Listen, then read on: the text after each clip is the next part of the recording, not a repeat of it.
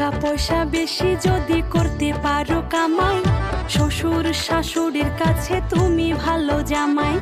টাকা পয়সা কামাই করে শুধু দিয়ে যাই, শালা শালির কাছে তুমি প্রিয় দুলা ভাই। টাকা পয়সা কামাই করে সামনে দিবেন ঢেলে, পিতা মাতার কাছে তুমি খুবই ভালো ছেলে। টাকা পয়সা কামাই শুধু গয়নাটা দামি, নিজের বউয়ের কাছে তুমি খুবই ভালো স্বামী। ও টাকা